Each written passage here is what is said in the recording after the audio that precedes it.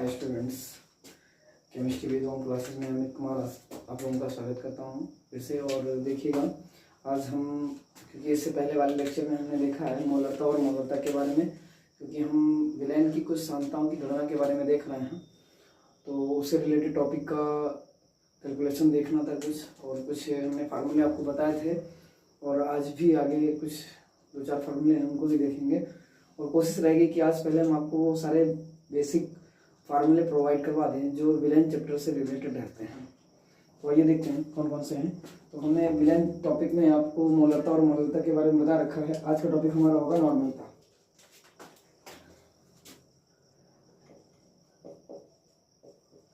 तो नॉर्मलता क्या होता है हम इसके बारे में जानेंगे। नॉर्मलता को नॉर्मलिटी भी कहते हैं और इसको एन से लिखते हैं। और हमने क्योंकि हर बार आपको बता रखा है कि नॉर्मलता और मोलरता को लिखते किस वर्ड से हैं, तो आपको पता है एन से लिख रखते हैं इसको। और ये होता क्या है, तो इसमें तुल्यांक मूल्य होते हैं 1 लीटर में। तुल्यांक प्रति लीटर सांद्रता होती है और इसी से परिभाषा हमारी बन जाती है। क्या परिभाषा बनती है, तो आप देख सकते हैं परिभाषा क्या होती है नॉर्मलता की। तो 1 लीटर आप कह सकते हो, या 1000 ml या 100 ml। तो 1000 ml ब्रैकेट में या 100 ml या 1 लीटर में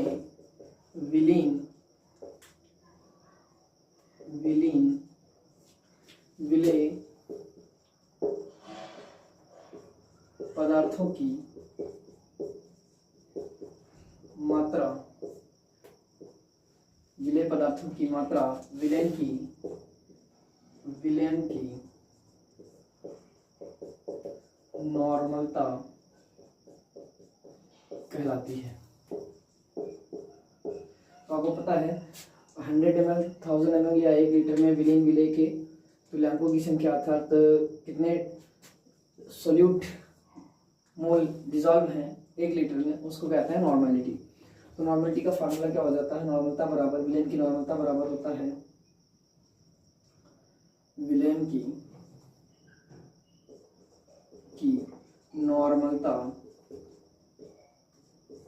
बराबर, और इसको एन से लिखते हैं, हमने पहले ही बता रखा है इसको एन से लिखा जाता है, देख सकते हैं। तो एन विलयन की नॉर्मलता होते हैं पदार्थ का भार, या सीधे हम तुल्यांक प्रति लीटर कहते हैं। तो तुल्यांकों की संख्या या तुल्यांक ब्रैकेट में तुल्यांकों की संख्या भी कहते हैं, तुल्यांकों की संख्या भी कहते हैं इसको, बटे विलयन का आयतन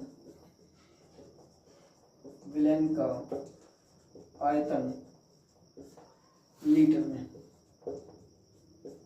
ये बात आप ध्यान रखिएगा। अच्छा, विलयन, अब ये तुल्यांक क्या होते हैं, तो आपने इससे पहले पढ़ रखा है मोल पढ़ रखा है। मोल क्या होते हैं, मोल पढ़ रखा है भार बटे अणुभार। अब यहाँ पे आपको देखना है तुल्यांक क्या होते हैं। तो मोल जिस प्रकार से निकालते हैं भार बटे अणुभार से डिवाइड करके, तुल्यांक भी उसे निकालेंगे, बस अंतर क्या होगा, यहाँ पे अणुभार को डिवाइड कर दिया जाएगा उसकी अम्लता या क्षारकता से। अब डिपेंड करेगा पदार्थ कैसा है, वो अम्लीय है या क्षारीय है। तो देखते हैं, हालांकि हमने इसके बारे में बात भी कर रखी है। तो देखिएगा तुल्यांक क्या होते हैं, तुल्यांक बराबर हो जाता है। अब यहाँ पे हम अगर तुल्यांक की बात करें तो तुल्यांक को लिख सकते हैं, तुल्यांक बराबर पदार्थ का भार, सीधे लिख रहे हैं भार, ये पदार्थ का ही होता है जो पदार्थ घुला हुआ है। विलेय की बात हो रही है, विलेय पदार्थ की बात होती है। तो विलेय पदार्थ का भार बटे विलेय पदार्थ का तुल्यांकी भार, तुल्यांकी, चलिए हम लिख देते हैं तुल्यांकी भार।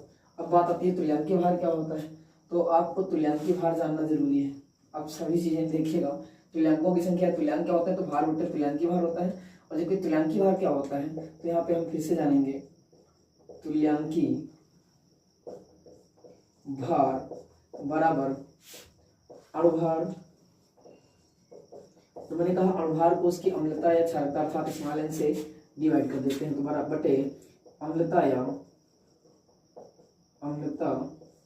या क्षारकता। क्षारकता।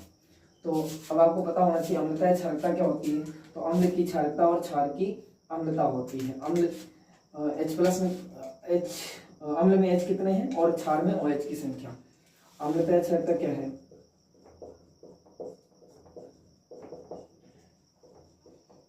अम्लता या क्षारकता बराबर अम्ल में अम्ल के H+ या क्षार के OH- की संख्या कह सकते हैं। और अगर ये भी नहीं आ रहा है तो हम पदार्थ अगर कोई लवण लिया गया है तो उसकी ऑक्सीजन संख्या मैक्सिमम कितनी होती है हम उसको ले लेते हैं। जैसे कि अगर हम बात करें CaCl2 दिया गया है, CaCl2, तो इसमें Ca++ में जाएगा और 2 Cl जाएंगे माइनस में, अर्थात ये टूटेगा तो ये Ca++ बनाएगा और साथ में 2 Cl माइनस में जाएंगे। तो यहाँ पर आप देख सकते हैं इसकी ऑक्सीजन संख्या कितनी है, 2 होगी, तो इसकी अम्लता या क्षारकता 2 हो जाएगी और भार को अम्लता या क्षारकता से डिवाइड कर देंगे। तो आप इसको देख सकते हैं। अब आपको पता होना चाहिए ये जो तुल्यांकी भार होता है इसको E से लिखा जाता है, इसको W से लिखते हैं, इसको E से लिखते हैं। तो आपका जो फार्मूला है ये क्या हो जाएगा, भार बटे तुल्यांकी भार बटे अम्लता या क्षारकता। तो आपको नया फार्मूला बन जाएगा, इसको हम लिख सकते हैं, या तुल्यांक की जगह हम क्या रख देंगे, तुल्यांक की जगह हम रख देंगे भार बटे तुल्यांकी भार। तो पदार्थ का भार, विलेय पदार्थ का भार ही होगा, विलेय, ये विलेय के लिए है, आपको पता है तुल्यांक किसके रखना है, तो विलेय पदार्थ के लिए विलेय का भार बटे विलेय का तुल्यांकी भार। अब इसको लिखते हैं स्मॉल w से, इसको लिखते हैं कैपिटल E से, ध्यान रखिएगा, बटे विलयन का आयतन, विलयन का आयतन, आयतन क्या होता है, वो आयतन लीटर में लिया जाता है जो कि V होता है, लीटर में रखते हैं। तो ये हो जाता है आपका नॉर्मलता n का फार्मूला। अब चाहे ये फार्मूला आप रखिए, ये आपका तुल्यांकों की संख्या, तुल्यांकों की संख्या के स्थान पे मैंने बता दिया है, ये तुल्यांकों की जगह ये बराबर ही होता है, यही इतना होता है तुल्यांक, हालांकि इसको हम तुल्यांक कहते हैं इतने को, इस वाले फार्मूले को, और ये आयतन तो वही है जो ऊपर रखा था। यहाँ पे बच्चों को समस्या होती है कि यहाँ पे तुल्यांक क्या होते हैं और तुल्यांकी भार क्या होता है, अम्लता क्षारकता क्या होती है, तो मैंने बता दिया है। अम्लता क्या होती है, क्षारकता क्या होगी, अम्ल की क्षारकता और क्षार की अम्लता होती है। अम्ल में कितने H+ हैं, ये उसकी क्षारकता होती है, ये उसकी क्षारकता है, और क्षार में OH कितने हैं, ये उसकी अम्लता होती है। कौन अम्ल कितने क्षार को न्यूट्रलाइज करेगा, उदासीन करेगा, और कौन सा क्षार कितने अम्ल को न्यूट्रलाइज करता है, H+ या OH को न्यूट्रलाइज करने के लिए होता है। तो ये हो जाता है। अब आगे बढ़ते हैं, तो आपका ये फार्मूला क्या बन जाता है, नॉर्मलता बराबर n बराबर आपको फार्मूला मिल जाता है स्मॉल w अपान स्मॉल, सॉरी माफ कीजिएगा, कैपिटल E अपान पूरे का क्या हो जाएगा, कैपिटल B। तो ये आपका फार्मूला हो जाता है। इस फार्मूले से बेस में हम कुछ न्यूमेरिकल एक दो देख लेते हैं, तो इसको मिटा रहे हैं अभी, ये आप देख लीजिएगा। नॉर्मलता, हालांकि हम मोलरता और नॉर्मलता पर बात, मोलरता और मोलरता पर बात कर चुके हैं, ये नॉर्मलता, उसके बाद मोल प्रभाव, फिर इसके बाद कुछ हम अन्य जो महत्वपूर्ण टॉपिक हैं उनके सिर्फ सूत्र और उनके फार्मूलों पर गौर करेंगे, क्योंकि अब इतना ज़्यादा समय नहीं बचा है कि हम बोर्ड एग्जाम में आपको पूरा टॉपिक पढ़ाएं। तो कोशिश रहेगी हमारी कि हम जितने इस चैप्टर के न्यूमेरिकल हैं वो ज़्यादातर हो सकेंगे तो करवा देंगे, जितने भी टाइप के हैं और जितने भी न्यूमेरिकल आते हैं एग्जाम में, एग्जाम की दृष्टि से पूछे जाते हैं, वो हम करवा देंगे आपको।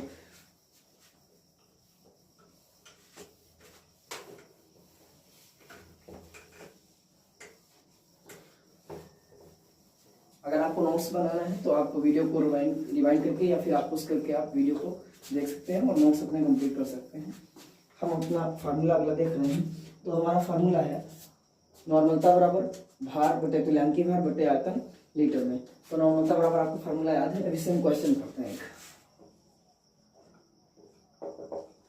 तो क्वेश्चन क्या हो जाते हैं हमारे, अब हम अगर बात करें नॉर्मलता से रिलेटेड हमारे जो क्वेश्चन होते हैं उन पर हमको एक क्वेश्चन दे रहे हैं आपको, जैसे कि हम दे रहे हैं यहाँ पर 4 ग्राम NaOH को 500 ml जल में घोला गया है।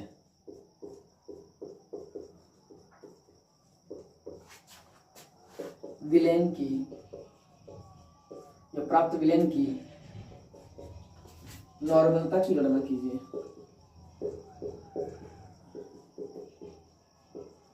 गणना कीजिए, ये दिया गया है। बाकी अब क्वेश्चन का आंसर कैसे करते हैं आपको पता है, सॉल्व लिखते हैं हम पहले सर्वप्रथम, और सॉल्व लिखने के बाद फिर क्या क्या दिया जाता है, दिया हुआ हम जो भी फैक्टर है वो उसको लिख लेते हैं। तो गिवन दैट क्या क्या दिया है देखते हैं। तो यहाँ पे दिया जो है वो हम नोट कर लेते हैं। पदार्थ का भार दिया गया है, अर्थात स्मॉल डब्ल्यू दिया गया है। स्मॉल डब्ल्यू बराबर पदार्थ का भार है 4 ग्राम। पदार्थ का भार डब्ल्यू बराबर, और अणुभार आपको पता है, अणुभार और यहाँ पे अम्लता क्षमता भी आपको ज्ञात होनी चाहिए। तो पदार्थ का अणुभार होगा यहाँ पर m बराबर पदार्थ का अणुभार, मोलर मास होता है इसलिए उसको m से लिखते हैं, वेट को w से लिखते हैं।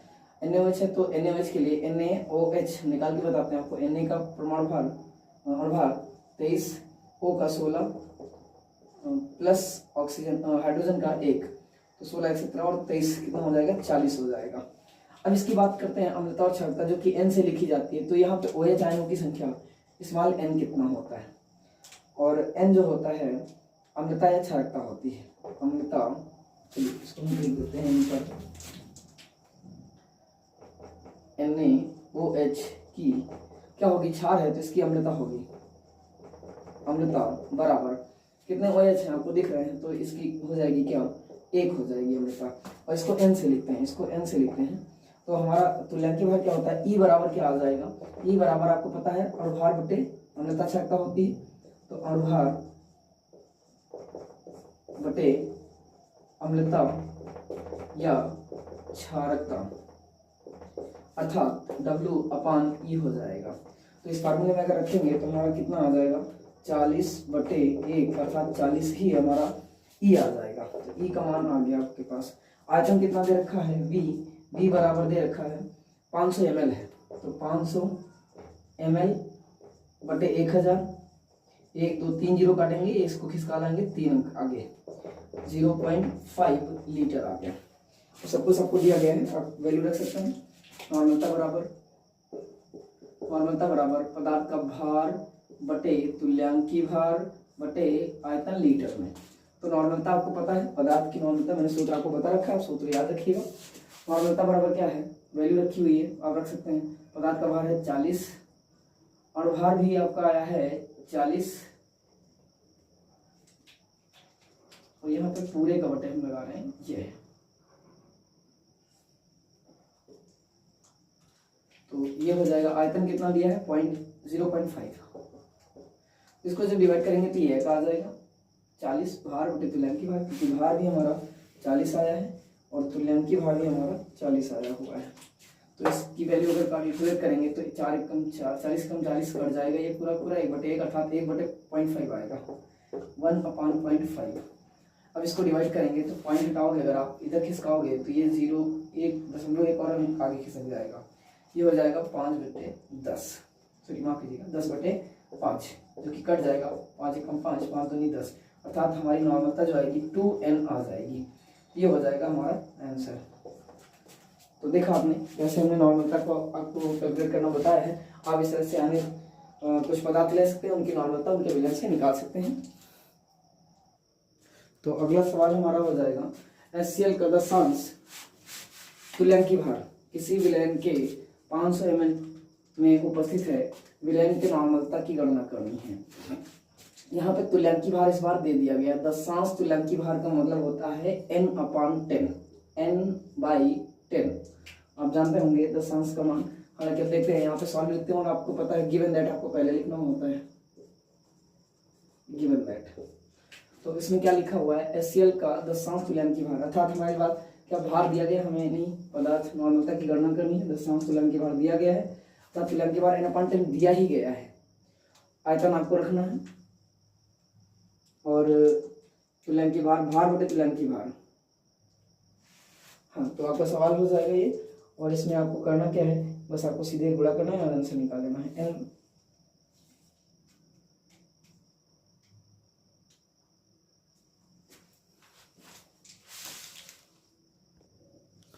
तो यहाँ पे आपको दिया गया है नॉर्मलता का मान दिया गया है, नॉर्मलता आपको निकालनी है। नॉर्मलता n बराबर आपको क्वेश्चन मार्क दिया गया है। भार और तुल्यांकी भार का रिलेशन जो दे रखा है दशांश तुल्यांकी भार है, अर्थात जो तुल्यांकी भार है वो n/10 ना लेकर हम 1/10 लेंगे। 1/10 अर्थात भार जो दिया है और तुल्यांकी भार है वो 1/10 है। तो भार और भार बटे तुल्यांकी भार बटे तुल्यांकी भार का मान बराबर यहाँ 1/10 दे रखा है। भार और तुल्यांकी भार का मान दे रखा है।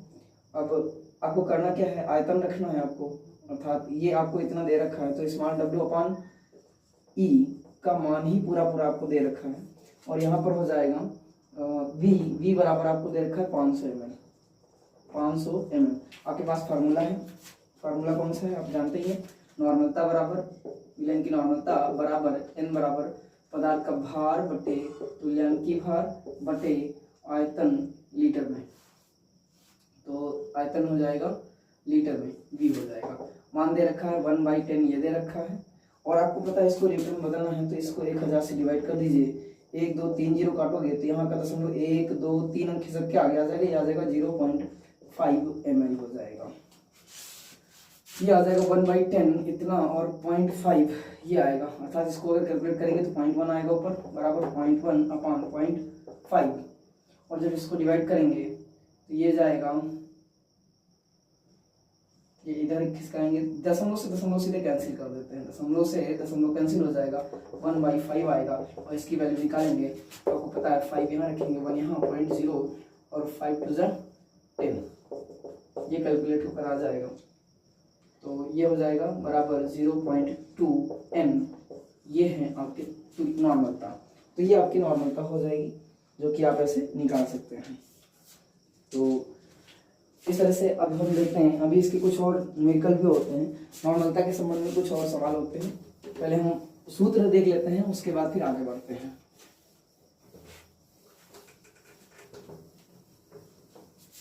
नॉर्मलता के बारे में आपने एक सब सूत्र देख ही लिया है। नॉर्मलता बराबर होता है क्या, नॉर्मलता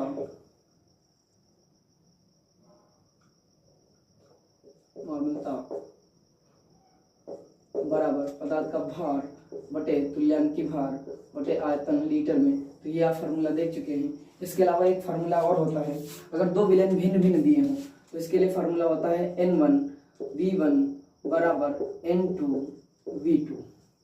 ये दूसरा फार्मूला हो जाता है। और एक तीसरा फार्मूला भी होता है, बताते हैं।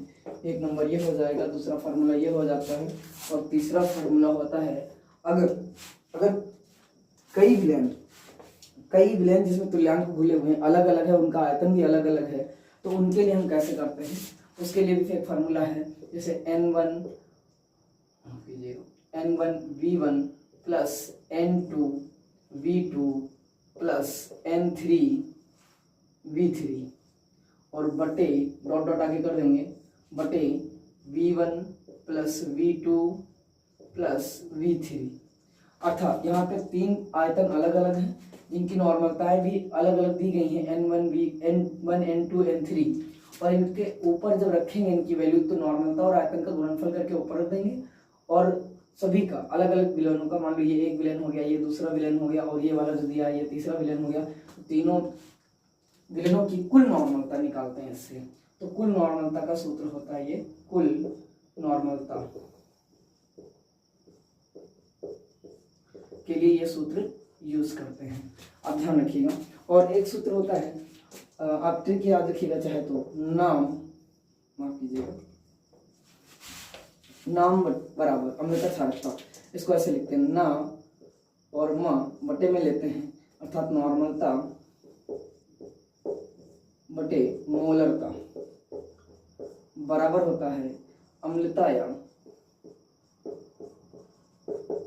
क्षारकता के, अम्लता या क्षारकता के।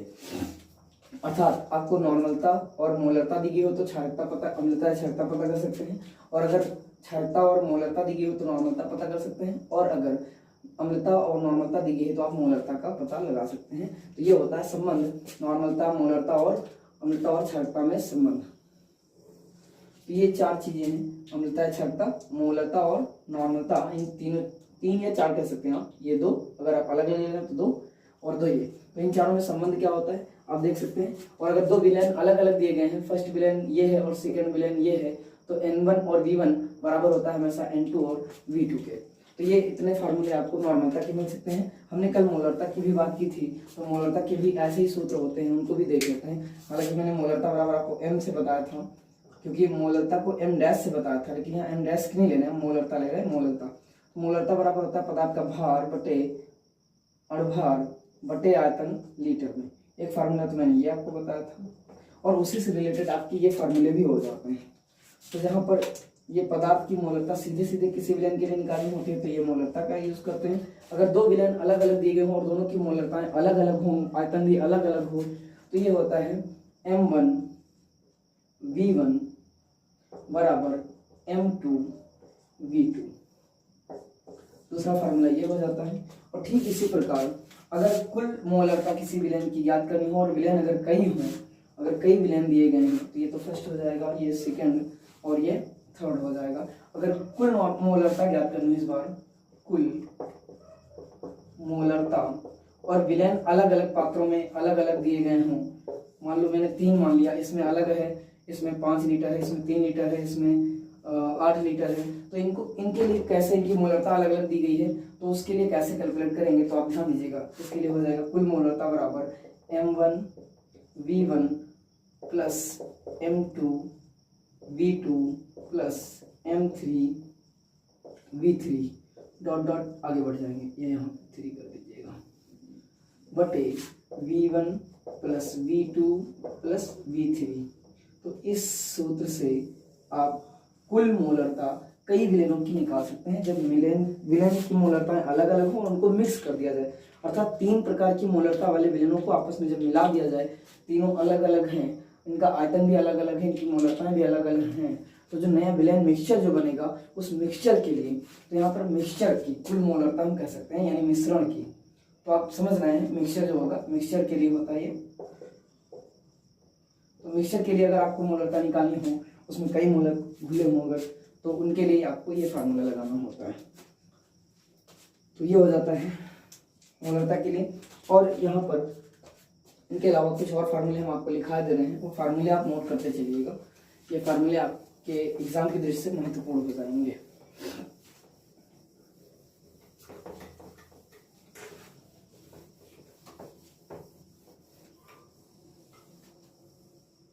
क्योंकि मैंने पदार्थ के तुल्यांकी भार और भार के लिए बात, तुल्यांकी भार और तुल्यांकों के लिए बात कर ली है, लेकिन अब इसके बाद अगर आते हैं तो हमारा हो जाता है मोलरता हो गया, नॉर्मलता हो गई। अब इसके बाद एक संबंध और होता है, ये फार्मूला आप भी याद कर लीजिएगा।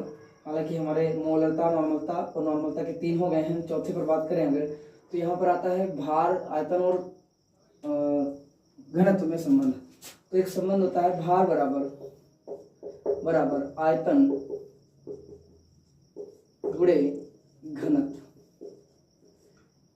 इस सूत्र से आप किसी भी पदार्थ का अगर घनत्व दिया हो तो, और घनत्व और आयतन दिया हो तो भार ज्ञात कर सकते हैं, अगर घनत्व और भार दिया हो तो आयतन ज्ञात कर सकते हैं, या आयतन और भार दिया हो तो घनत्व भी ज्ञात कर सकते हैं। तो इन तीनों का रिलेशन ये होता है, आप इसको याद रखिएगा, ये फार्मूला आपके लिए भी, ये भी इंपॉर्टेंट हो जाता है। फिर आते हैं मोल प्रभास पर। तो हालांकि अगला हमारा जो भी नंबर होगा वो आप देखते चलिएगा। मोल प्रभास के बारे में बात करें अगर हम, मोल प्रभास, तो हालांकि मैंने मोल प्रभास के बारे में नहीं बताया है, लेकिन आपको बता दें विलेन में 2 घटक होते हैं, विलेय और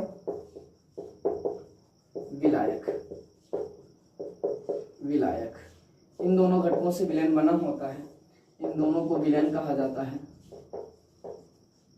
इन दोनों से विलेन बनता है। ये घटक ए कभी कभी मान लिया जाता है, ये कभी कभी बी मान लिया जाता है, या कभी इनके मोलों को देना होता है जनरली। तो अगर इनके मोल प्रभास निकालना हो तो मोल प्रभास अलग अलग आते हैं। मोल प्रभास को साई से लिखा जाता है, साई से ध्यान रखिएगा, और साई अलग अलग विलेय के लिए अलग होती है, विलायक के लिए अलग होती है। तो अगर विलेय के लिए निकाल रहे हैं तो ये होता क्या है, घटक के मोल, इसके मोल प्रभास बराबर होता है मोल प्रभास, या मोल अंश भी कहते हैं इसको मोल अंश भी कहते हैं, मोल अंश,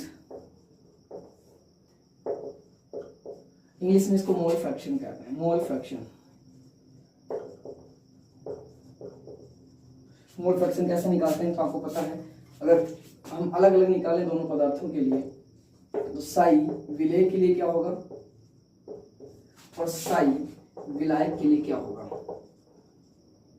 क्योंकि आपको पता है इसके लिए मैंने विलेय के मोल जो बताए हैं वो स्मॉल n बताए हैं। विलेय के लिए स्मॉल क्वांटिटी होती है, स्मॉल लेंगे इसके लिए, और इसके मोलों को हम क्या मानेंगे, कैपिटल N मानेंगे। अब मोल बराबर होता है पदार्थ का भार बटे अणुभार, और यहाँ पर भी विलेय का पदार्थ विलायक का है तो विलायक के लिए कैपिटल रखेंगे, विलायक का भार बटे विलायक का अणुभार। तो इसलिए आप इन दोनों को भी याद रखिएगा, इन्हीं से हमारा फार्मूला पूर्ण होने वाला है। तो यहाँ पर क्या रखेंगे, अब इसको हम मिटा रहे हैं अभी, आप इसको ध्यान रखिएगा, नोट करना चाहें तो नोट कर सकते हैं। अब यहाँ पे विलेय के लिए निकालना है तो विलेय के मोल ऊपर रखेंगे, विलेय के मोल, और नीचे क्या रखेंगे, विलयन में उपस्थित कुल मोल, अर्थात विलेय और विलायक के कुल मोल, विलेय प्लस विलायक के कुल मोल। तो इसको हमने कहा स्मॉल n से लिखते हैं, इसके मोल को स्मॉल n से और इसके मोल विलायक के मोल को कैपिटल N से। तो हमारा फार्मूला बन जाता है स्मॉल n अपान small n plus capital N। तो ये फार्मूला मोल प्रभास के लिए विलेय के लिए निकालना हो तब होता है, लेकिन जब विलायक के लिए निकालना हो तो विलायक के मोल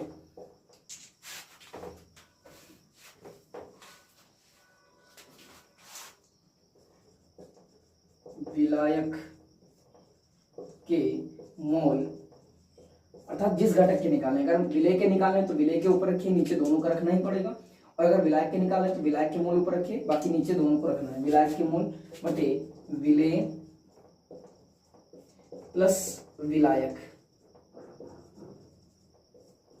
के कुल मोल, ये हो जाता है। अब इसके लिए क्या करेंगे, यहाँ पे हो जाएगा विलायक के मोल हो जाएंगे, इस विलायक के मोल को कैपिटल N से लिखते हैं, ये स्मॉल n से मैंने बताया और ये कैपिटल N। तो आपका फार्मूला हो जाएगा क्या, कैपिटल N बटे small n plus capital N। और आप जान सकते हैं अभी मैंने स्मॉल n बराबर बताया स्मॉल w अपान स्मॉल m, और कैपिटल N बराबर बताया है कैपिटल W अपान कैपिटल M। तो स्मॉल n की जगह ये वैल्यू और कैपिटल M की जगह ये वैल्यू आप पुटअप कर सकते हैं। तो ये चीज ध्यान रखिएगा। लेकिन विलेय और विलायक की जब हम न्यूमेरिकल आपको पढ़ाएंगे तो वहाँ पे बताएंगे कि हम जब तन विलयनों के लिए अगर बात करते हैं तो तन विलयनों में हम कौन सा फार्मूला रख सकते हैं, या फिर उनके लिए नॉर्मलता और मोल प्रभाव किस तरह से ज्ञात करते हैं, ये खैर लॉगरिथम नियम में आप पढ़ेंगे। तो आगे बढ़ते हैं। अभी मोल प्रभाव हो गया, मोल अंश हो गए।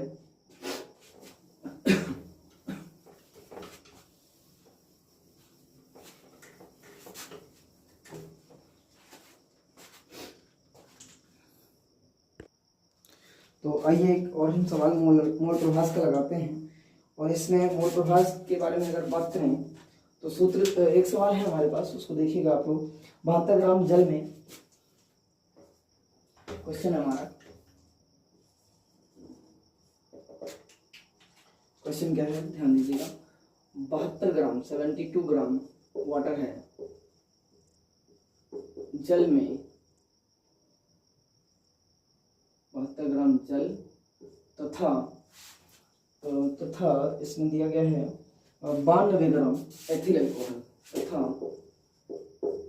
92 ग्राम एथिल अल्कोहल अर्थात C2H5 एथिल अल्कोहल के मिश्रण में दोनों के मोल प्रभाव ज्ञात करने हैं। दोनों के मोल प्रभाव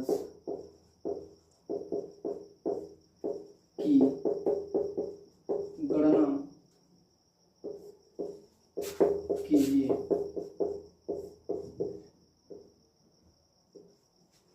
तो ये होते हैं मोल प्रभाव के बारे में, हम आपको बता चुके हैं। मोल प्रभाव को लिखते हैं हम साई से, और साई बराबर होता है विलेय के मोल अगर आप निकाल रहे हैं। अब यहाँ पे देख लीजिएगा विलेय कौन है और विलायक कौन है। यहाँ 72 ग्राम दिया गया और ये 92 ग्राम दिया गया है, तो हमेशा कम वाली क्वांटिटी जो होती है वो विलेय की होती है और ये वाली क्वांटिटी जो है वो विलायक की हो जाएगी, विलायक की। तो विलेय और विलायक आपको पता चल गया है। विलेय के मोल, और आपको मोल पहले अलग निकाल लेना होता है, तब हम इसको आसानी से सॉल्व कर पा रहे हैं। तो स्मॉल n आपको निकाल लेना है और कैपिटल N निकाल लेना है। इस सवाल को करने से पहले आपको ये दो चीज़ें आपको सामने रख लेनी होती है। तो चाहे तो हम अगर देखना चाहें तो लिख सकते हैं सॉल्व में। सॉल्व कैसे करेंगे इसको, गिवन दैट या सॉल्व लिख के, और फिर आपको लिखना है गिवन दैट, गिवन दैट। अब आपको पता है इस फार्मूले में क्या क्या यूज होने वाला है, क्योंकि मोल प्रभास का सवाल है तो मोल तो दोनों के लेने ही पड़ेंगे। विलेय के मोल भी लेना पड़ेगा और विलायक के मोल भी लेने पड़ेंगे। तो हम यहाँ पर ले लेते हैं, दोनों को यहाँ से हटा के यहाँ पे ले लेते हैं। तो स्मॉल n जो कि बराबर होता, सॉरी माफ करिएगा ये कैपिटल है, कोई बात नहीं, ले सकते हैं आप, पहले कैपिटल ले सकते हैं। स्मॉल n बराबर होता है small w upon small m, और जबकि कैपिटल w बराबर होता है, सॉरी कैपिटल n बराबर capital w upon capital m हो जाएगा। यहाँ पे पदार्थ, ये स्मॉल w पदार्थ का भार है, अर्थात ये विलेय पदार्थ का भार जो कि जल है, जल है यहाँ पर 72 ग्राम, अर्थात ये हो जाएगा भार 72, और अनुभार इसका आपको पता है बटे 18 होता है। इसको जब कैलकुलेट करेंगे तो आपका कितना आ जाएगा, 18 कम 18 72, 4 आ जाएगा, यानी स्मॉल n का मान कितना आ गया, 4 आ गया। और यहाँ पर कैपिटल W का मान दिया गया है, कैपिटल W का मान दिया हुआ है 92, और एथिल एल्कोहल का सूत्र आपको पता है C2H5OH। अब हमें तो पता है इसका अनुपात कितना होता है, 46 होता है। आप अगर चाहें तो निकाल सकते हैं, निकालना आपको यहाँ पर बता दे रहे हैं, C2H5OH। और भार आप निकालना सीख लीजिए, कार्बन है, कार्बन का भार होता है 12, और कार्बन है कितने 2, ब्रैकेट में डालें उनको, प्लस हाइड्रोजन का परमाणु भार 1, अणुभार 1 होता है, और यह है कितने यहाँ पर 5, और एक वाला भी ले लेते हैं तो 6 हो जाते हैं, 6, और प्लस ऑक्सीजन 1 है, H का ले चुके हैं, O का हो जाएगा कितना 16। तो इन सबको जोड़ लो तो आपको कितना हो जाएगा, 46 आएगा। यस माफ कीजिएगा, 46 आ जाएगा। कैसे आएगा, 12 दूना 24 24 प्लस 6 30 हो जाएगा, और प्लस 16 कितना हो जाएगा, 46 आ जाएगा। तो आपको पता है ये अनुभार आपको निकल आएगा, तो हो जाएगा 46। इसको डिवाइड करेंगे 2 बार में जाएगा, अर्थात स्मॉल n 4 और कैपिटल N 2 आ गया है। अब हमारा फार्मूला है, हम इसको यहाँ से अब मोल प्रभास के रूप में ले रहे हैं, और मोल प्रभास अलग अलग है, विलेय के मोल प्रभास और विलायक के मोल प्रभास अलग अलग देखेंगे हम। तो विलेय के मोल प्रभास के लिए सूत्र आपको पता है। अब यहाँ पे कौन विलेय है, तो आपको पता है विलेय हमारा जल है, तो साई जल के लिए निकालेंगे। तो आपको पता है जिस घटक के लिए मोल प्रभास निकाल रहे हो उसके मोल पहले ऊपर रखो और नीचे दोनों के मोल रखना ही रखना है।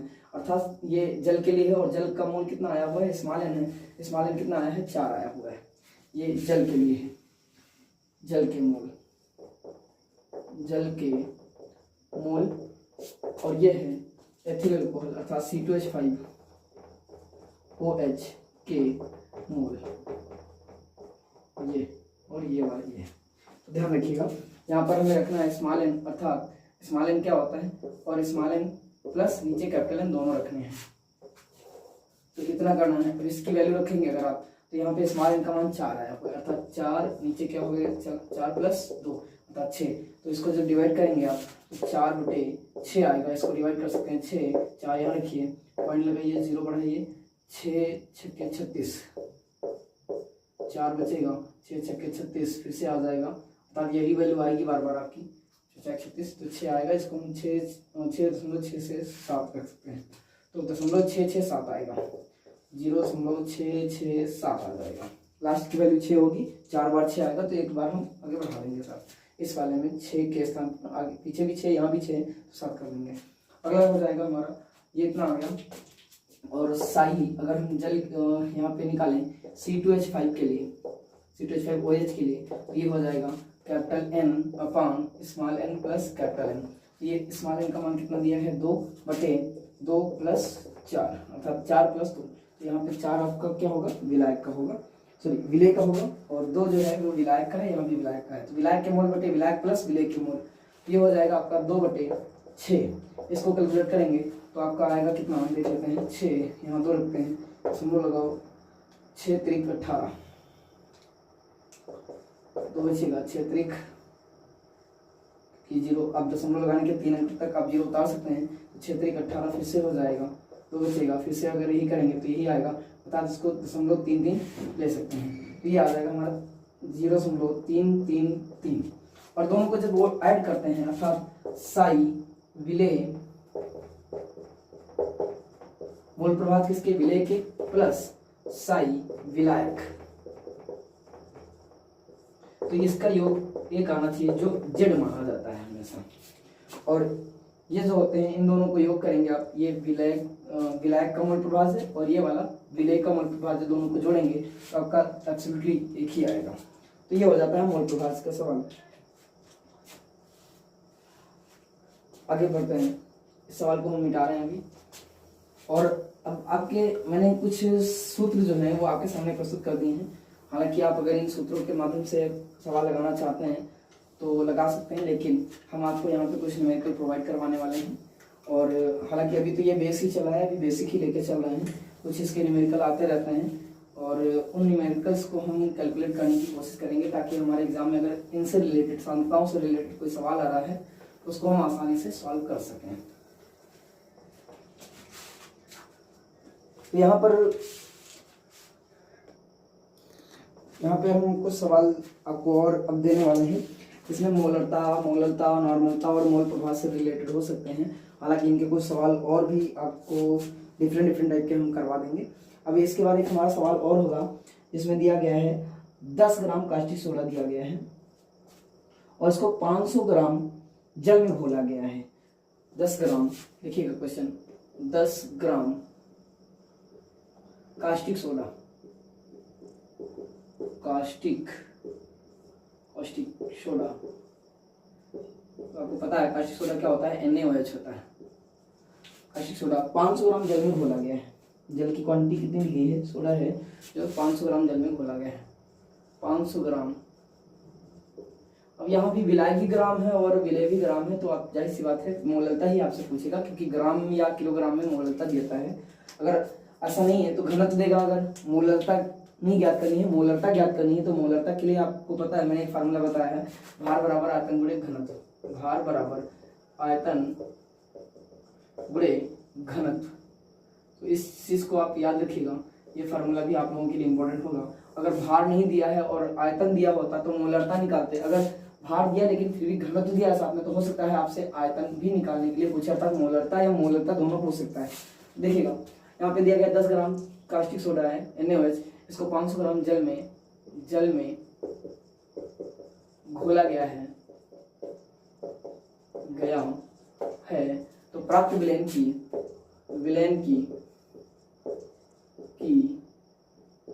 मोलरता की गणना करनी है। मोलरता की गणना कीजिए। तो फार्मूले हम आपको करवा देंगे, हालांकि फार्मूले सारे करवा चुके हैं, लेकिन अब इनके कुछ सवाल हैं उनको आप अब मिक्सर करेंगे। आप मोलरता, नॉर्मलता, मोल प्रभाव, एक 2 वीडियो में आपको हम सारी यही न्यूमेरिकल ही करवाएंगे, तो आप देखते रहिएगा। तो क्वेश्चन आपके सामने हो गया, हम लिखेंगे सॉल्व। और क्या क्या दिया गया है, तो गिवन दैट जो भी दिया गया है वो हम नीचे लिख लेते हैं। पदार्थ का भार स्मॉल w दिया गया है, स्मॉल w पदार्थ का भार यानी विलेय का भार है, विलेय का भार, और विलेय का भार कितना दिया है, 10 ग्राम दिया है। पदार्थ कौन सा है, इसका n क्या होगा, अर्थात अणुभार कितना होगा, तो अणुभार आपका हो जाएगा NaOH के लिए निकालेंगे आप कितना, 40 आता है, आप जोड़ चुके हैं पहले भी। और आयतन कितना दे रखा है, V माफ कीजिएगा, आयतन नहीं ये भार है, कैपिटल W दे रखा है, विलायक का भार है, विलायक का भार ध्यान रखिएगा, घुला हुआ है लेकिन ग्राम में है तो ये विलायक हो जाएगा। तो विलायक का भार दिया है 500 ग्राम दिया है, इसको किलोग्राम में चेंज करेंगे, 1000 से भाग दे देंगे, 1 2 3 जीरो काटेंगे तो ये दशमलव यहाँ से खिसक के 3 जीरो आगे आ जाएगा, अर्थात ये 0.5 किलोग्राम हो जाएगा। मोलरता का फार्मूला आपके पास, मोलरता बराबर पदार्थ का भार बटे अणुभार बटे विलायक का भार, ये फार्मूला आपके पास है, आप इसे लगा सकते हैं। तो हो जाएगा क्या, ये फार्मूला, इसकी वैल्यू रखेंगे आप 10/40 बटे, ये आपकी वैल्यू आई है 0.5 भार की 0.5, इसको कैलकुलेट करेंगे तो ये 40 है, माफ कीजिएगा 0 से 0 गया और 1/4 आ गया है।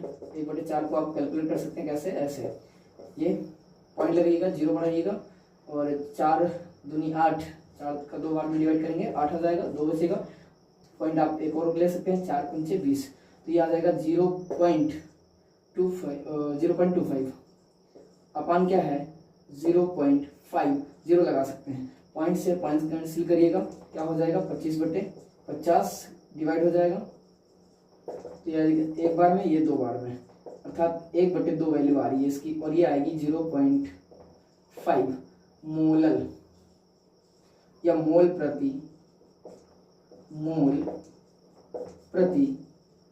किलोग्राम।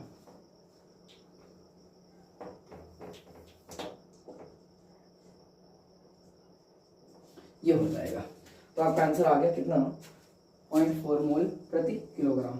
वीडियो को आप आराम से देख सकते हैं, और इसके बाद हम आपके अगली वीडियो में न्यूमेरिकल का पोर्शन ही सिर्फ रखेंगे, उसमें सिर्फ और सिर्फ आपको मोलरता, नॉर्मलता और मोल प्रभाव से रिलेटेड सवाल आपको पढ़ने हैं। इसमें आपका एक क्वेश्चन पूछा जाता है कि शुद्ध जल की या अशुद्ध जल की मोलरता कितनी होती है। अगली वीडियो में इसके बारे में हम बात करेंगे। और आता है क्वेश्चन है 6% यूरिया के जलीय विलयन में या 16% H2SO4 के जलीय विलयन से विलय और विलायक की मोलरता या मोल प्रभाव की गणना करनी होती है। तो इनके बारे में हम अगली वीडियो में देखते हैं। तब तक के लिए धन्यवाद, गुड बाय।